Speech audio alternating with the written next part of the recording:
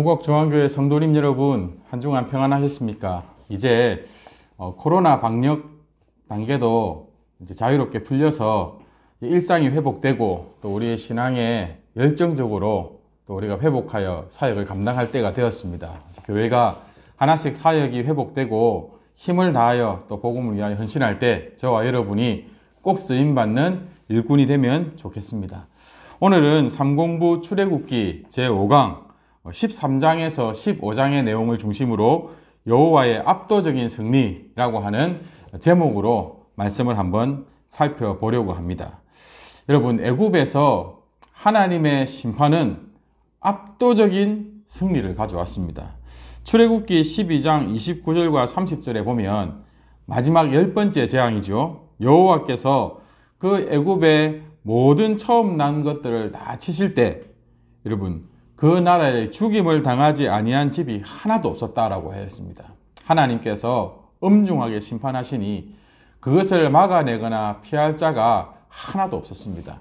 하나님 한 분 앞에 모두가 두려워 떨고 그 죄의 책임을 감당하게 된 것입니다. 그래서 12장 31절 32절에 보면 그렇게 완고하던 애굽의 왕 바로도 이제는 항복하게 됩니다. 내 백성 가운데서 떠나서 너희 말대로 가서 여호와를 섬기라 라고 하는 이제 출애굽을 허락하게 되죠. 그리고 32절에 보면 너희가 말한 대로 양과 소도 다 몰아가되 나를 위하여 축복해 달라고 이제 이스라엘의 하나님 앞에 항복하게 되는 모습이 나타나게 됩니다. 하나님께서 이스라엘 백성들을 출애굽하여 이제 내어 보내실 때 그냥 내보내시지 않았습니다. 35절과 36절을 보면 하나님께서는 모세를 통하여 이스라엘 백성들에게 자신들이 종이 되어 섬겼던 그 주인들에게 은금, 패물, 의복을 원하는 대로 구하라고 그렇게 말씀하셨고 이스라엘 백성들이 그 애굽 사람들에게 구할 때 그들은 자신의 집에 있던 은금, 패물, 의복, 가죽 등을 다 내어주었습니다. 그래서 출애굽하는 이스라엘 백성들의 짐에는 애굽 사람들이 아끼던 은금, 보화와 패물들이 가득했다는 것입니다. 여러분, 이제 광야길을 떠나서 가나안으로 향하여 가는 이스라엘 백성들에게 이 물품들이 왜 필요했으며 왜 하나님께서 이 물품들을 받아가게 하셨을까요? 여러분, 이 물품들은 이제 얼마 가지 않아 이스라엘 백성들의 삶의 중심이 되고 또 하나님께서 임재하시는 처소가 되는 성막을 만드는 재료가 됩니다. 이스라엘 백성들은 이후 광야 시대부터 광야에서부터 항상 그들의 삶 중심에는 하나님이 임재하시는 성막이 중심이 되게 되어 있었고 이 성막은 예사롭지 않은 재료들을 통하여서 멋지게 지어졌습니다. 겉에서 보면 그냥 천막이 뒤집어 쓰여져 있는 한 공간 같아 창고 같아 보일지 모르겠지만 여러분 그 내부에 들어가면요 전부 황금입니다. 순금으로 만들어진 기물들이 가득하고 온 벽에 금이 칠해져 있는 화려한 곳이죠. 영광스러운 곳을 그렇게 재현하는데 이 많은 은금, 패물들 그리고 값진 가죽들과 천들이 실들이 다 이 애굽에서 출애굽에 나올 때 이스라엘 백성들이 애굽 사람들로부터 받아 가지고 나와서 그것으로 이 성막이 만들어지게 되는 것입니다. 38장 12절에 21절 말씀에 보면 출애굽기 38장 21절 말씀에 보면 하나님께서 이 성막을 짓기 위하여 이스라엘 백성들에게 자원하여 내어놓게 했던 드리게 했던 그 예물들의 종류가 나오는데요. 여러분 그 종류를 보면 금이 29달란트 733개 지금으로 환산하면 한 994kg 정도가 됩니다. 대단하죠. 은이 100달란트 3420kg 노시 70달란트 2407kg 그 외에도 여러분 그 광야에서 구할 수 없는 수량의 가죽, 해달의 가죽, 각종 보석들과 향품 등 여러분 정말 값비싼 재료들이 다 이 애굽에서 마련하여서 이 광야의 성막을 만드는 일에 쓰여지게 되었다라고 하는 것입니다. 하나님께서 때로 우리에게 많은 것을 요구하시고 또 우리가 감당할 수 없는 것을 요구하시지만 하나님은 항상 우리에게 채워주시고 우리가 마음을 들여 드릴 수 있도록 준비시켜 주시고 우리에게 요구하신다는 것입니다. 우리가 정직하게 하나님의 부르심, 하나님의 요구하심을 따르면 가만히 보면 하나님께서는 우리가 헌신할 수 있도록 우리에게 이미 충분한 은혜를 베풀어 주셨다는 것이죠. 그렇다면 하나님께서는요, 왜 애굽 사람들에게 이 재물들을 내어놓게 하셨을까요? 그것은 이 하나님의 백성들이 애굽에서 종노릇한 품삯이라고 볼 수 있습니다. 하나님은 절대 인생에게 빚지지 않으십니다. 하나님께서는 애굽이라고 하는 강력한 힘이 그 야곱의 70명의 가족들이 한 민족을 이루는 큰 수로 번성하기까지 애굽의 힘이 필요하였지만 그곳에서 종노릇한 모든 품삯을 이렇게 받아서 나오게 하고 하나님 앞에 영광스럽게 드려서 그것을 통하여 하나님의 임재하실 초선을 마련하여 이제 이스라엘 백성들이 하나님의 통치 가운데 보호받고 인도받는 그러한 백성이 될 수 있었던 것입니다. 이것은 갑자기 일어난 일이 아닙니다. 창세기 15장 13절에서 14절을 보면 아브라함에게 하나님이 이미 예언하셨던 일이고 하나님이 약속하신 그 일이 성취되는 것입니다. 여호와께서 아브라함에게 이르시되 너는 반드시 알라. 내 자손이 이방에서 객이 되어 그들을 섬기겠고 그들은 400년 동안 내 자손을 괴롭히리니 그들이 섬기는 나라를 내가 징벌할지며 그 후에 내 자손이 큰 재물을 이끌고 나오리라. 여러분, 지배받던 나라에서 이제 해방되어 나오는데 여러분 재물을 가지고 나오는 거 기대할 수 있을까요? 하지만 하나님께서는 그렇게 해주시겠다고 약속하셨고 그 일은 정확하게 성취되어 하나님의 영광이 드러나게 되는 것입니다. 저와 여러분의 삶도 하나님께서 우리의 모든 수고한 대로 반드시 상 주실 것입니다. 우리가 온전히 하나님의 명령에 순종하기만 하면 하나님은 결코 우리에게 빚지는 분이 아니시며 우리의 모든 수고와 약속에 순종하는 우리의 헌신을 기억해 주실 것을 우리가 꼭 믿으시기를 바랍니다.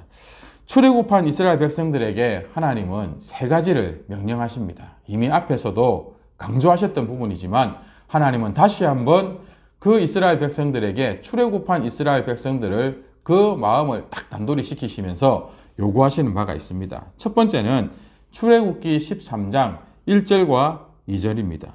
이스라엘 자손 중에서 사람이나 짐승을 막론하고 처음 난 모든 것은 다 거룩히 구별하여 내게 돌리라. 여러분, 애굽에 처음 난 것들은 다 죽었습니다. 하지만 이스라엘 백성들이 속한 집에는 처음 난 것이 장자이든 가축의 첫 새끼이든 하나도 죽지 않았습니다. 하나님의 명령에 순종해서 어린 양의 피를 문설주와 임방에 바른 집은 그 하나님의 죽음의 심판으로부터 다 구원을 받았습니다. 그러나 하나님께서는 분명히 고백시키십니다. 그러나 그것은 내가 살려준 것이므로 이제 그들의 생명은 내 것이다. 그래서 하나님의 구원을 기억하며 구별하여 내게 돌리라. 그들은 다 내 것이다 라고 그렇게 말씀하시는 것입니다. 여러분, 내 것이다 라고 하는 그 장자에 저와 여러분이 속해 있다는 것 아십니까? 하나님께서는 그 장자의 생명을 요구하시면서 하나님의 택한 백성 모두의 생명을 하나님의 것으로 여기시는 것입니다. 우리가 이 세상에 속한 것이나 그냥 나 스스로에 속한 것이 아니라 하나님께 속한 것이 가장 큰 복입니다. 두 번째, 출애굽한 이스라엘 백성들에게 하나님은 요구를 하시는데 3절과 6절에 보면 유교병을 먹지 말라. 무교병을 먹고 여호와께 절기를 지키라 라고 그렇게 명령하십니다. 지난주에도 말씀드렸지만 유교병은 누룩을 넣은 떡입니다. 무교병은 누룩을 넣지 않고 구운 떡입니다.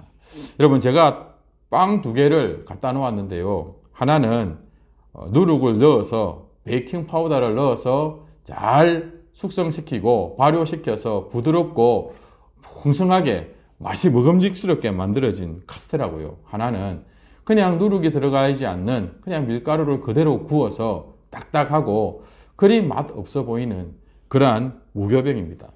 여러분, 우리는 무교병의 삶을 살아야 된다고 하는 것입니다. 이 세상의 즐거움으로 우리가 거기 젖어서 이 세상의 맛에 취해서 살아갈 수 없다는 것이죠. 하나님의 명령에 즉각 순종하는 이 세상의 낙을 더 이상 쫓지 말고 하나님의 부르심을 기다리며 하나님의 약속하신 것을 기다리며 언제든지 주님의 말씀에 하나님의 명령에 순종할 준비를 하고 살아가야 된다는 것입니다. 이스라엘 백성들이 그랬습니다. 바로가 속히 이 땅에서 나가라 했을 때 이스라엘 백성들은 거기서 발효시키는 떡을 준비하고 있다가 그것이 발효되기를 기다렸다가 그것을 챙겨서 먹고 나올 수 있는 그런 시간이 없었습니다. 급히 누룩을 넣지 않은 떡을 짊어지고 즉시 그 애굽에서 출발해 나와야 됐다는 것입니다. 저와 여러분이 이 세상을 살아갈 때 항상 우리의 본향이 하나님께서 우리에게 약속하신 영원한 천국에 있다는 것 기억하고 언제든지 하나님께서 부르시면 이 세상을 미련 없이 딱 떠나서 하나님의 품으로 안길 수 있어야 될 것입니다. 이 세상에 미련을 가지면 가질수록 그래서 뒤를 돌아보고 머뭇거리면 머뭇거릴수록 우리는 손해입니다. 여러분, 이 세상의 맛에 너무 취해 살지 말고 이 세상을 우리가 복음으로 정복하고 다스리며 하나님의 뜻에 순종하며 살아가되 하나님께서 부르시는 그날만 고대하며 우리가 이 세상을 떠나 천국의 영원한 소망을 두고 살아가는 저와 여러분이 되기를 소망합니다. 출애굽기 13장 8절에서 9절을 보면 세 번째 명령입니다. 구원받은 백성들의 사명이기도 하죠. 그것은요, 이 모든 구원의 사건을 내 아들에게 보이라는 것입니다. 내 자녀들에게 가르치라는 것입니다. 구원의 하나님을 내 자녀들에게 전수하라는 것입니다. 여러분, 그래서 너는 그날에 내 아들에게 보여 이르기를, 보일 것을 준비해야 되고요. 9절 말씀에 보면 그때의 말씀 그 기록을 내 손의 기호와 내 미간의 표를 삼고 여호와의 율법이 내 입에 있게 하라. 너희를 애굽에서 이끌어낸 강한 하나님을 꼭 전수하라라고 하는 것입니다. 여러분, 이것이 오늘날 저와 여러분이 절대 포기할 수 없는 중요한 사명입니다. 우리 안에 이 열정이 식어지면 식어질수록 우리의 자녀들은 하나님을 떠나서 더 이상 하나님의 영원한 소망과 복을 누리지 못하는 참 안타까운 삶을 살게 될 것이라는 것입니다. 하나님께서는 이 세 가지를 엄중하게 명령하셨습니다. 출애굽하는 이스라엘 백성들에게 너희는 다 내 것이다. 그리고 너희는 더 이상 유교병에 빠져서 머뭇거리는 삶을 살지 말고 하나님의 부르심에 즉시 순종하는 무교병의 삶을 살라는 것이죠. 그리고 항상 구원의 하나님을 기억하고 그 하나님을 자녀들에게 전수하고 그래서 우리의 자녀들이 우리 세대보다 더 하나님을 잘 섬기는 영광스러운 세대가 되도록 하는 일에 저와 여러분이 헌신해야 될 것입니다. 이제 이스라엘 백성들이 출애굽하여 광야로 가게 됩니다. 성경에 보면 제가 PPT에 기록하지 않았는데 성경에 보면 가까이 갈 수 있는 블레셋 지경을 통과하는 길이 있었지만 그곳에서 바로 전쟁을 하면 백성들이 두려워할까 하나님께서는 그 이스라엘 백성들의 길을 돌려서 홍해를 향하여 가게 하셨습니다. 그리고는 14장 2절 3절에 나온 것처럼 바닷가에 장막을 치게 하셨습니다. 그런데 하나님께서 이상한 말씀을 하십니다. 바로가 완악한 심령으로 쫓아와서 그 이스라엘 백성들이 바로의 군대와 그 홍해 바다 사이에 갇히게 된 것을 알게 될 것이다. 그렇게 해서 그 바로의 군사들이 이스라엘 백성들을 치기 위하여 달려들 때 그 사건을 통하여 하나님께서 영광을 얻으실 것이다. 출애굽기 14장 4절에 그렇게 나타내고 있습니다. 내가 그와 그의 온 군대로 말미암아 영광을 얻어 애굽 사람들이 나를 여호와인 줄 알게 하리라. 그래서 무리들이 이 바닷가에 진을 치게 되죠. 아니나 다를까 애굽의 군사들이 쫓아오고 흙먼지를 막 일으키는 것을 보고 이스라엘 백성들이 이제 우리 다 죽었다고 원망하고 불평하게 됩니다. 하지만 어떻게 됩니까? 그 일에 결국 하나님께서는 14장 22절에 보면 이스라엘 자손들을 바다 가운데 길을 열어서 육지처럼 걸어가게 만드십니다. 그뿐만 아니라 뒤쫓아오던 그 바로의 군사들을 그 바다 한가운데에 묶어두시고는 28절 말씀에 보면 다시 물을 흘려서 병거들과 기병들을 덮되 그들의 뒤를 따라 바다에 들어간 바로의 군대를 다 덮어 하나도 남지 않도록, 여러분 바로의 군대들이 한 방에 끝나버리는 것입니다. 여러분, 압도적인 승리였습니다. 이스라엘 백성들이 이렇게 바로의 군대로부터 또 홍해의 그 막힌 벽으로부터 구원 얻는 일에 이스라엘 백성들이 할 수 있는 것은 아무것도 없었습니다. 하나님의 명령에 순종하여 모세가 지팡이를 든 것 말고는 아무것도 한 것이 없었습니다. 특별히 출애굽기 14장 13절 14절에 보면 모세는 이스라엘 백성들에게 이 명령만 합니다. 너희는 두려워하지 말고 가만히 서서 여호와께서 오늘 너희를 위하여 행하시는 구원을 보라. 너희가 오늘 본 애굽 사람을 영원히 다시 보지 아니하리라.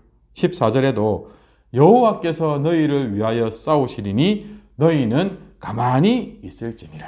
여러분, 하나님의 구원에 있어서 우리가 보탤 수 있는 공로는 아무것도 없습니다. 우리는 구원하시는 하나님을 눈으로 보고 그 영광을 목격하고 그것을 경험하여 찬송하는 일밖에는 없다는 것입니다.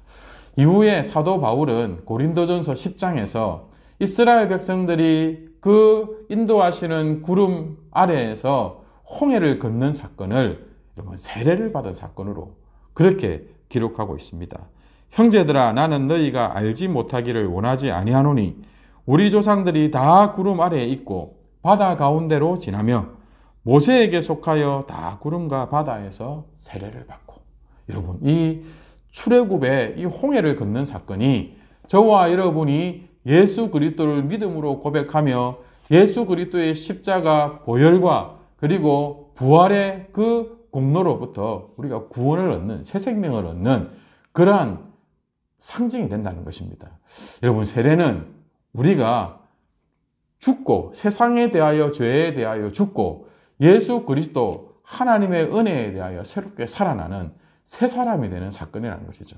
여러분, 이스라엘 백성들은 이 홍해에 다 죽었어야 됐습니다. 하지만 그 홍해를 지나는 우리를 새롭게 변화시키시는 하나님의 능력으로 말미암아 새 생명을 얻어서 하나님의 백성이 되게 되었다라고 하는 것입니다.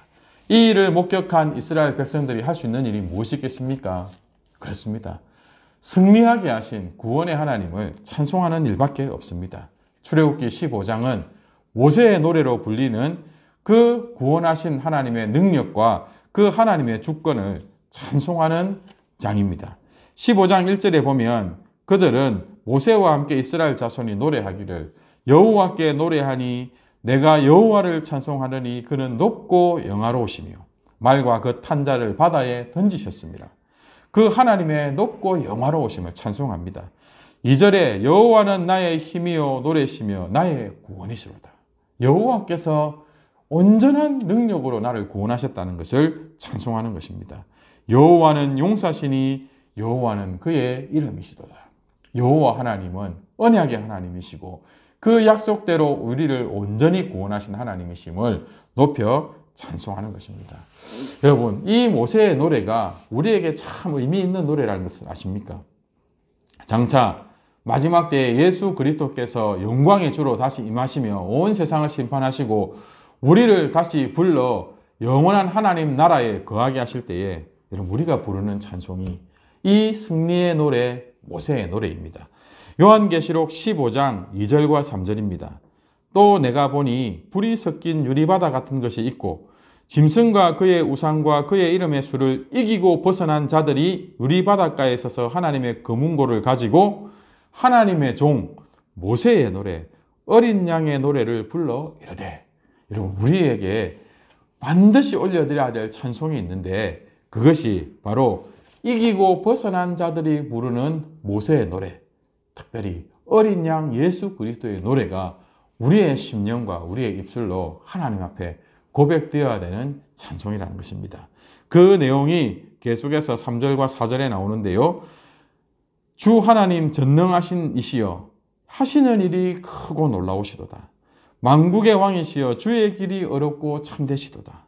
4절에 보면 오직 주만 거룩하시고 주의 의로우신 일이 나타나심에 만국이 와서 주께 경배하리이다. 우리는 주님께서 하신 크고 놀라운 일을 찬양하게 될 것입니다. 의롭고 거룩하신 그 주님을 우리는 높여 영광을 돌려드리게 될 것입니다. 모든 만국이 주께 경배할 때 반드시 우리도 구원 얻은 자로 이 찬송을 올려드리게 될 것입니다. 그러기 위해서는 우리는 우리에게 승리를 주신 구원의 하나님을 믿음으로 의지하고 매일매일 삶에서 죄와 싸워 이기고 우리의 매일의 삶 속에서 승리의 찬송을 하나님 앞에 올려드려야 될 것입니다.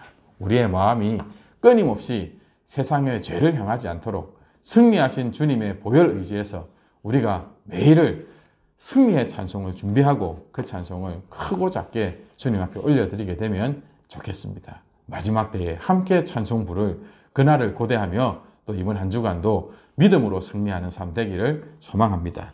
오늘 말씀을 한번 정리해 보도록 하겠습니다. 첫 번째로 하나님은 온 세상의 주관자이십니다. 모든 생명, 모든 만물의 주인이 하나님이십니다. 그리고 하나님만이 모든 것을 결정하시고 다스리시는 통치자이십니다.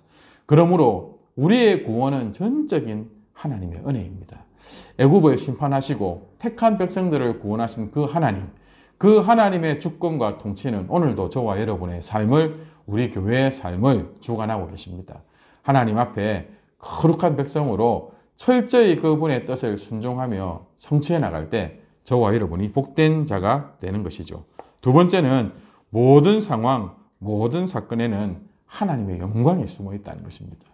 이스라엘 백성들이 홍해 앞에 갇히고 그리고 뒤를 쫓는 바로의 군사들에게 갇혀서 꼼짝 달싹할 수 없을 때 하나님의 영광을 모르는 자들은 그냥 불평하고 원망하며 낙담하게 됩니다. 하지만 하나님은 메마른 땅에도 길을 여시고 흉룡하는 바다를 멈추시고 갈라서 육지처럼 걷게 하실 수 있는 분이십니다. 그리고 그 모든 사건을 통하여서 하나님의 영광을 드러내십니다.